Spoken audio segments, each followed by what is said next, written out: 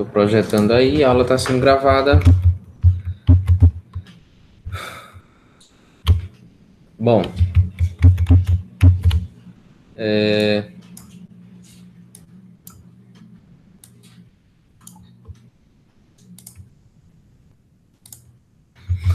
eu coloquei aqui, ó, material da aula de 28/7, indução eletromagnética. São 4 conteúdos, 2 slides e duas apostilas, certo? Essas apostilas estão abertas aqui. Bom, do que trata indução eletromagnética? Basicamente é o seguinte, lá no começo da disciplina eu falei sobre a lei de Dufay.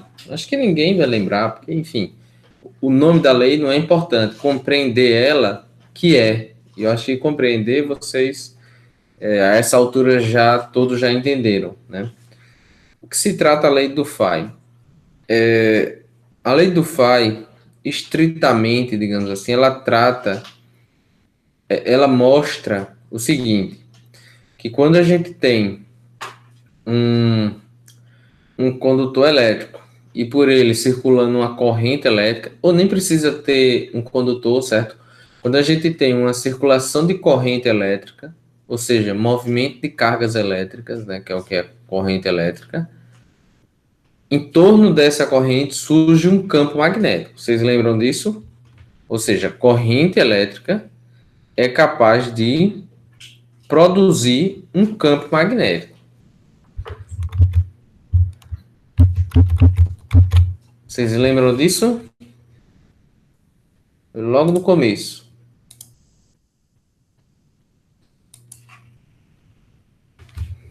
Bom, ele demonstrou isso por volta de 1820, se eu não me engano.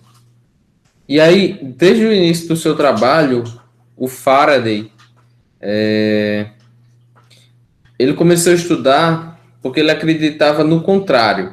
Ou seja, se o Dufay demonstrou que uma corrente elétrica produz campo magnético, o Faraday acreditava que, a partir do campo magnético, era possível gerar uma corrente elétrica, né? E aí ele trabalhou por muito tempo nessa hipótese, e realmente ele confirmou que isso era verdade, ou seja, tanto a corrente elétrica gerava campo magnético, quanto o campo magnético gerava corrente elétrica. Agora sim, não é só ter a presença do campo magnético que você vai ter corrente elétrica. Tem que ter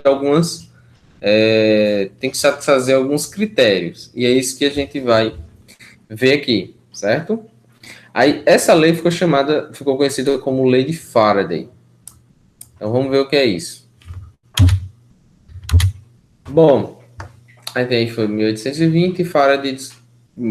É tudo assim, embora a pessoa estude ao longo de um tempo, a publicação do artigo de Ortedes foi em 1820. E a do Dufay foi em 1831. Então, o Faraday demonstrou com uma experiência que era semelhante a essa mostrada. Então, basicamente, ele fez o seguinte. Vou mostrar aqui. Ele pegou e montou esse circuito magnético aqui. Ou seja, tinha um núcleo ferromagnético, que é esse retângulo aqui é um núcleo ferromagnético, né? A gente já entende o que é um núcleo ferromagnético. Ele colocou duas bobinas, uma bobina nessa parte aqui, que a gente vai chamar de bobina primária, e outra bobina aqui do outro lado, bobina secundária. Na bobina primária, ele conectou a uma fonte de tensão contínua, essa aqui, e uma chave. E na secundária, ele colocou um galvanômetro. O galvanômetro é um dispositivo de medição, um dispositivo de medição pode ser tensão de corrente, mas normalmente de corrente. Só que ele mede ele mede numa unidade de medida muito baixa, né? Então ele normalmente mede em mili, seja milivolt, miliampere, certo? E ele fez esse tipo de conexão. Aí ele começou a fazer testes. Que testes eram? Ligar e desligar a chave, o interruptor aqui, e observar se o galvanômetro ele se a agulha, né, porque é um medidor dessas grandezas, mas é um medidor analógico, ou seja, ele tem uma escala e uma agulha. E aí é muito característico também, porque ele tem uma agulha na vertical, quando ele está em zero, e a escala dele é de zero, aí tem a parte positiva, e do outro lado tem negativa, certo? Por exemplo, seria assim, ó. Vamos olhar o nosso querido amigo.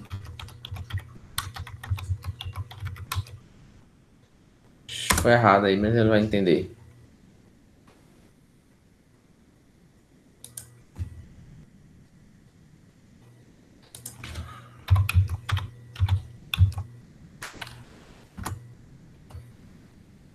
Ó.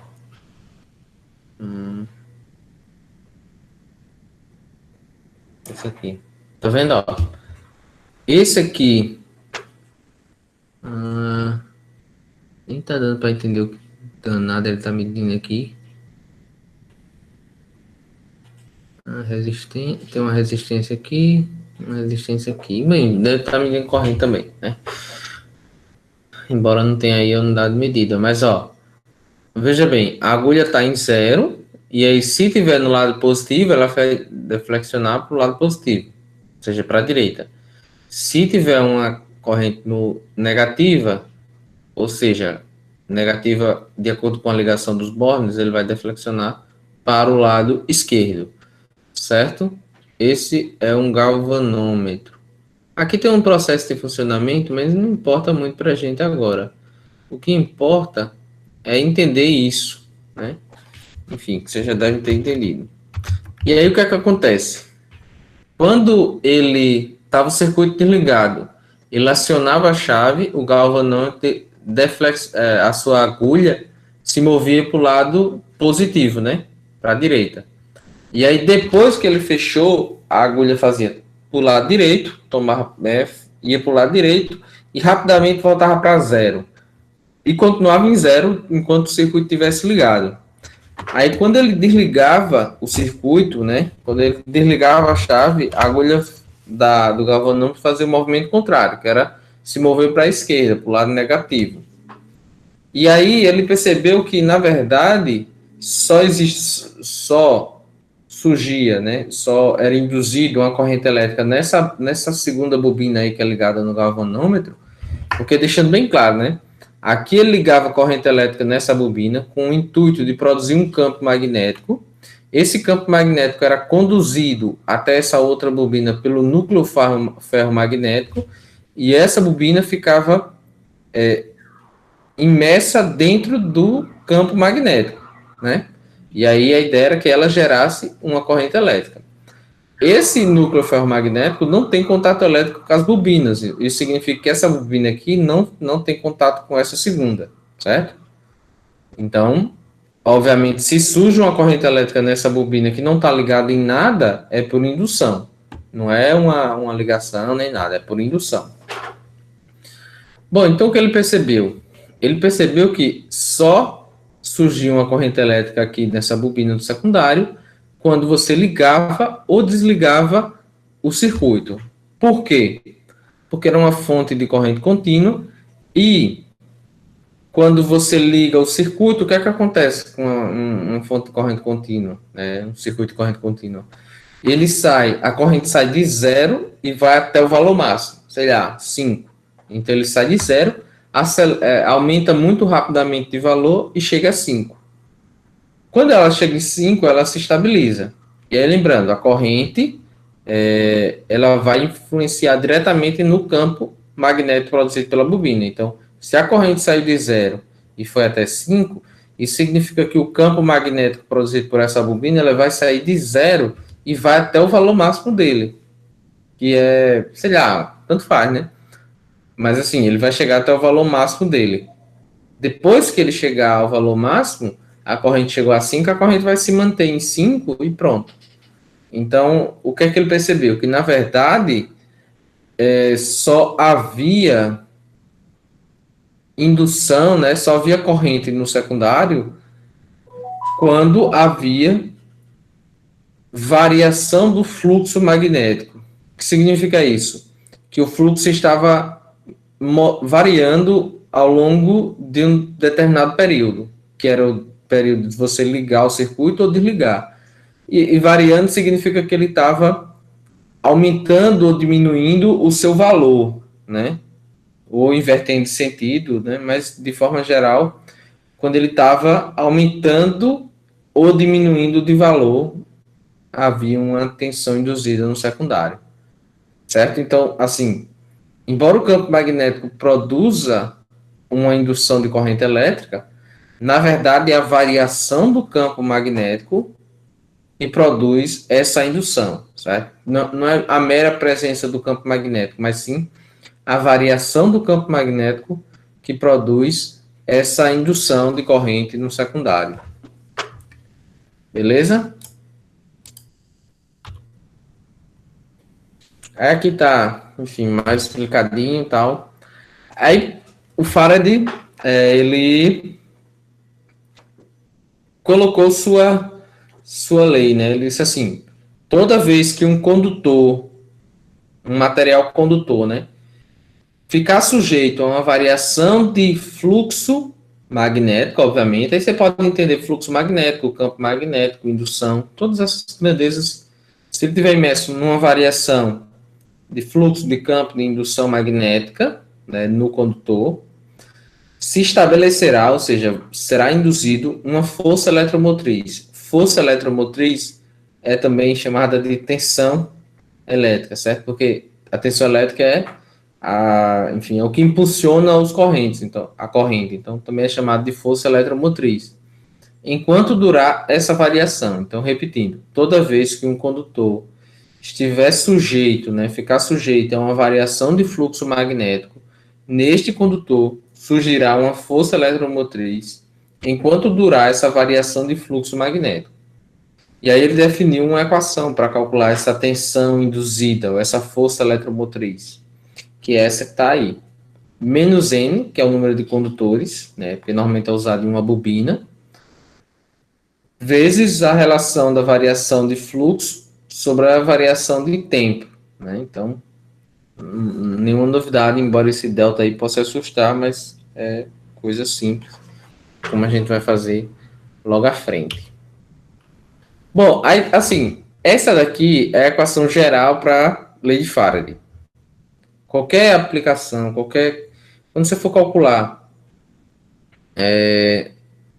tensão induzida, né, através da lei de Faraday, estará com essa equação. Só que às vezes é complicado e difícil você conseguir aplicar essa equação, porque às vezes você não sabe qual é a variação de fluxo, enfim, e aí complica. Aí, para algumas situações, existem adaptação dessa equação para uma aplicação específica. Um exemplo é quando você tem um condutor se movendo dentro de um campo magnético, se movendo de forma perpendicular. Aqui tem toda a explicação de como isso surge, mas o fato é que quando você tem um condutor se movimentando dentro de um campo magnético, você pode reduzir a isso aqui, ó. A tensão induzida é menos B, que é a indução, né? A gente já viu, indução magnética, vezes o comprimento do condutor que está imerso ao campo, então isso é importante. O comprimento do condutor que está imerso ao campo, ou, como está colocado aí até de forma melhor, a projeção do comprimento do condutor perpendicular à velocidade. A gente pode entender melhorzinho em alguns exemplos que a gente vai fazer o que seria isso, né? Mais à frente. E a velocidade com que o condutor se movimenta. Como vocês veem aqui, ó, essa equação, olha aqui embaixo, ela surge a partir da lei de Faraday, ó. Só que com algumas substituições aqui para conseguir chegar nessa daqui. Aí tem algumas aplicações, certo, de lei de Faraday que eu vou passar rapidamente. Então, por exemplo, um gerador elétrico. Um gerador elétrico é basicamente isso. Você tem um ímã não. Você tem um campo magnético produzido, e dentro desse campo você coloca espiras, bobinas. Essas bobinas vão se movimentar através da força de uma turbina aqui, e isso vai gerar uma tensão induzida, né, fazendo a geração de energia elétrica. Então é assim que é feita a geração de energia elétrica, certo? Basicamente, lei de Faraday. Só que assim, a lei de Faraday você tem duas possibilidades, porque ele diz o seguinte: qualquer condutor submerso a uma variação de fluxo magnético irá surgir neste condutor uma tensão induzida, né, enquanto durar essa variação de fluxo. Para você ter uma variação de fluxo sobre um condutor, existem duas possibilidades, que é você ter um condutor que está parado e o fluxo magnético está variando, certo? Ou você ter um campo magnético constante e um condutor que está se movendo dentro do fluxo magnético. Um gerador é essa segunda possibilidade. Um campo magnético constante e condutores, que são as bobinas que compõem o rotor, que estão girando dentro dele, ou seja, se movimentando dentro dele. E aí o condutor ele percebe uma variação de fluxo, porque ele se move dentro do fluxo, né? E aí vai surgir, enfim, mas ele entra aqui nesses cálculos, não é interessante para a gente, certo? Aí tem umas equações aqui, deixa eu ver que horas são, 20 minutos, dá para fazer.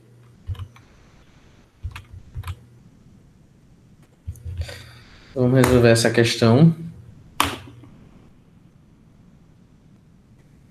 Aqui a gente tem o seguinte, a gente tem um campo magnético, então lembrando, um campo representado por pontos, né? Significa os pontos, significa que o campo magnético está entrando ou está saindo do plano. Vocês lembram? Entrando. Entrando é o X, saindo, né? Isso. Confunde muito, né? Às vezes até eu tenho que pensar melhor, porque confunde demais. Bom, ele está imerso nesse campo aqui, ó, que eu estou representando. E ele está inclinado com relação a essa linha aqui em 60 graus.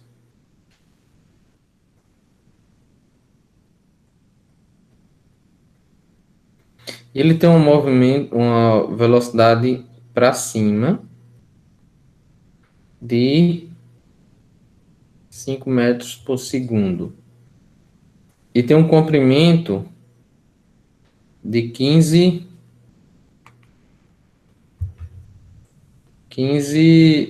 centímetros. E uma indução de 0,8 décimo. Qual o problema? É que ele não está na perpendicular com relação à velocidade. Esse é o único problema, porque a equação que a gente tem que calcular é essa daqui, ó. B igual... B não, perdão, gente. Vou botar assim, ó. Força eletromotriz é igual a menos B vezes L vezes V. Esse L, como eu coloquei lá, é a projeção do comprimento do condutor que é perpendicular à velocidade. Então, isso é importante. O que é a projeção? É quando a gente estudou lá vetores, enfim, não sei nem se todo mundo aqui estudou vetores, mas é um conteúdo do ensino médio, o ensino médio é pré-requisito desse curso. Então, vou supor aqui que pelo menos a grande maioria já estudou vetores. A gente estuda um conteúdo de vetores que é decomposição de vetores. Normalmente a gente tem um vetor e decompõe ele como se fosse um eixo, um plano cartesiano que tem x e y, né? E aí a gente pode chamar essa decomposição também de projeção, porque é o seguinte: imagine que esse condutor ele está se movendo para cima, só que ele está assim inclinado, né? E ele se move para cima. Então você vê que ele é como se ele estivesse causando um arraste, né? Ou seja, causando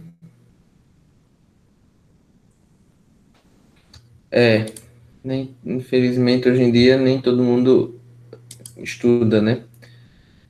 Eu tive sorte de ter um bom ensino médio, estudei vetores, estudei decomposição de vetores, estudei bastante. Mas eu compreendo que nem todo mundo. Então, estou dando aqui, basicamente, uma revisão, né? Ou que seja uma revisão. A gente não tem tempo de ver vetores, não. Não nessa disciplina, né? Então, é o seguinte, imagine que você está em casa, por exemplo, e está limpando a área, a garagem, enfim, alguma coisa. Você jogou água, esfregou e agora você está passando o rodo. O rodo, ele tem um determinado comprimento, né? E quando você arrasta, ele sai arrastando aquela quantidade de água. Só que assim, ele vai arrastar uma faixa de água no, que tem a dimensão, que tem a largura do comprimento do rodo, não é isso? O que é que acontece se por algum motivo você arrasta o rodo, mas não arrasta ele reto? Você coloca ele inclinado. Agora ele vai arrastar o comprimento dele, ou seja, a largura daquela água que você está arrastando, vai ser igual ao comprimento do rodo ou vai ser menor? Vai ser menor, porque ele está inclinado, não é? Essa distância, agora, essa largura da água que ele está arrastando é como se fosse a projeção dele perpendicular a esse movimento de arrastar a água. Eu não sei se vocês estão pegando. Se essa analogia de usar um rodo estiver funcionando, por favor, me avisem.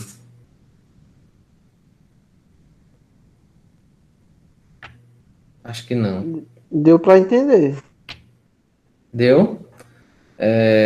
Por mim, deu para Que bom. entender. Seria mais ou menos assim, só para deixar, só para desenhar para Ventura. Você tem aqui, ó, a água que você tem que arrastar, certo? Você tem um rodo e esse rodo ele tem, sei lá, um, dois, três, sei lá, 30 centímetros. Esse aqui é o seu rodo, 30 centímetros. Esse cantinho, digamos que esse cantinho aqui tenha pouca água, sei lá, você coloca esses 30 centímetros aqui, você coloca o rodo reto e sai ele arrastando. Ele vai arrastar uma faixa de água assim, ó, né? Que tem a largura do rodo. Agora, digamos que aqui seja mais e você arrasta o rodo, mas você arrasta o rodo assim, ó. Ele meio que inclinado, certo? Enfim, por quê? Porque como aqui é mais baixo, talvez você esteja querendo levar parte da água para o meio, por algum motivo qualquer. Ele não vai arrastar mais os 30 centímetros de coluna de água, digamos assim. Ele vai arrastar agora só 20, porque ele está inclinado. Essa largura aqui é como se fosse a projeção, que seria essa distância aqui, ó, do comprimento do rodo nessa coluna de arrasto. Isso aqui é a projeção, é o quanto ele arrasta.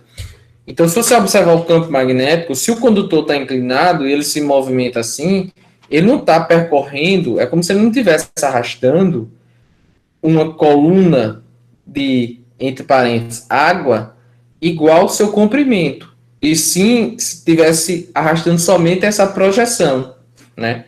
Que é como se fosse desse lado esquerdo aqui da imagem que eu desenhei. Bom, e aí como é que a gente calcula? A gente calcula essa projeção aqui, essa daqui. E como é que a gente calcula ela? Usando o ângulo, certo? Eu vou pegar aqui, ó, fazer esse desenho aqui à parte. Você tem aqui, ó,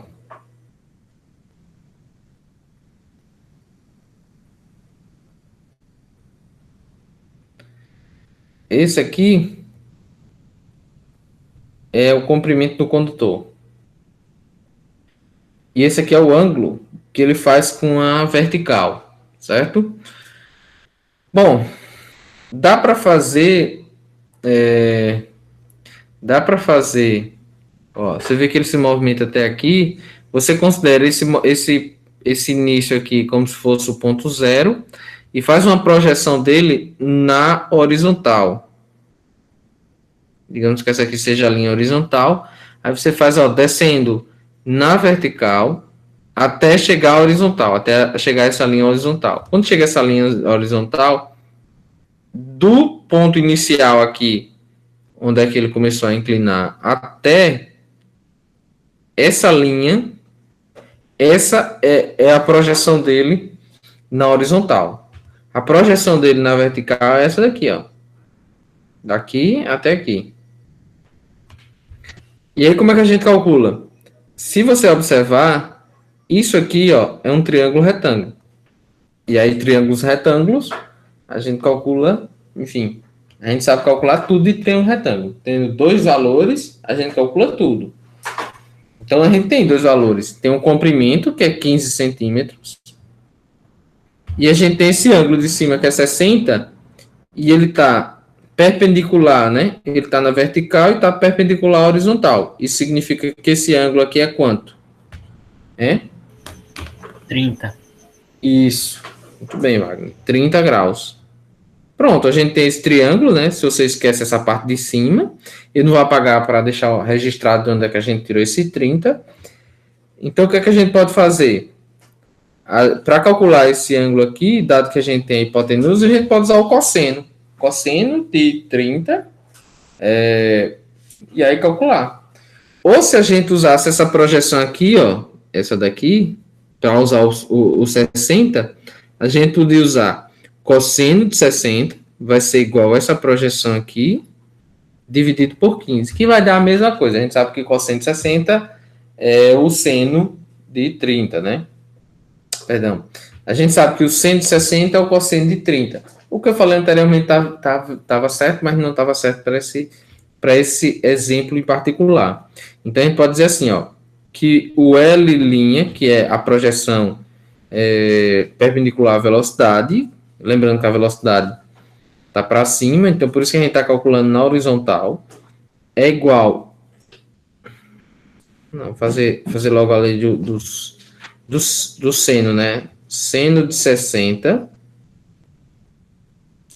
vai ser igual a isso aqui, que eu vou chamar de L', que é a projeção de L na perpendicular à velocidade, dividido por L. Logo, L' vai ser igual a L vezes o seno de 60. Então, é comum você, inclusive, ver a equação... Você, inclusive, vê aquela equação FEM igual a menos B vezes V vezes L vezes o seno, no caso desse ângulo, seria teta, beta, alfa, enfim, qualquer coisa. Certo? É comum você ver esse tipo de equação aqui.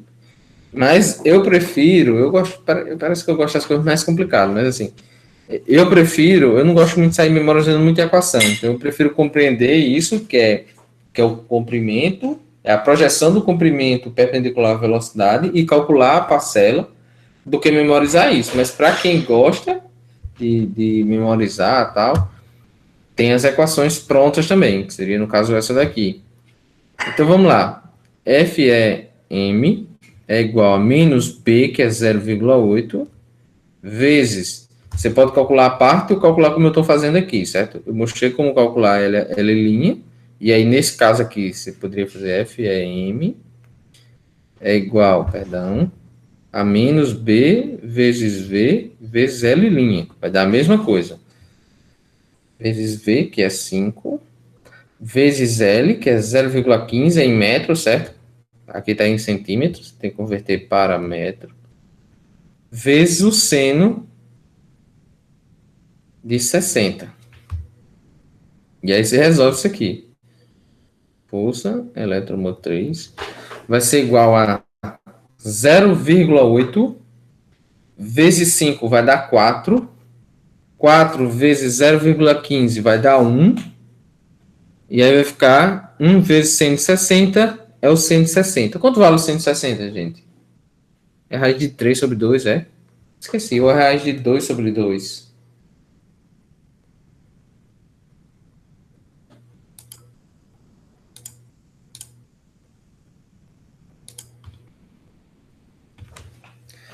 Acho que vocês esqueceram também, né?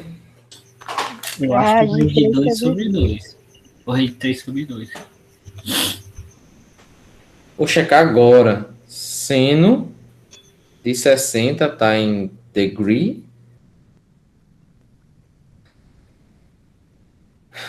Shift.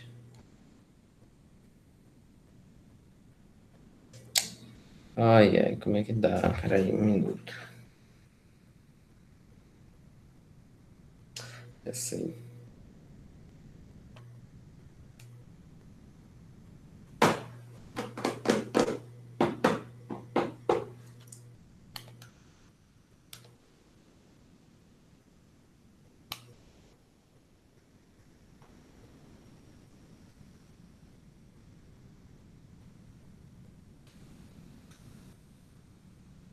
É de 3/2 mesmo.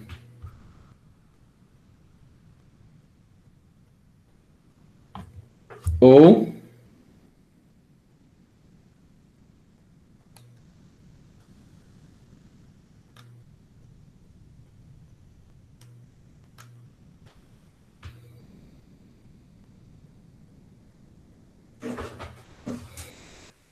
logo a força eletromotriz é 0,866. O quê? Volts, atenção. Bom, gente, é um exemplo, certo? O sinal não conta não, professor, aí? Como é? O sinal? Sim, valeu, cara. Sinal. Esse sinal eu vou explicar a vocês o motivo. Se você botasse positivo aqui, como seria só para calcular a tensão final, estaria perfeito. Não ia reclamar, não. Agora sim, quando você calcula a tensão para calcular outra coisa, aí você tem que considerar o sinal. Nesse exemplo. Considera o sinal sempre que não vai estar errado, certo? Eu só estou dizendo. Porque esse sinal, ele indica, digamos que assim, uma contrariedade no surgimento dessa tensão. E aí vocês vão entender direitinho na aula que vem, que a gente vai ver lei de Lenz.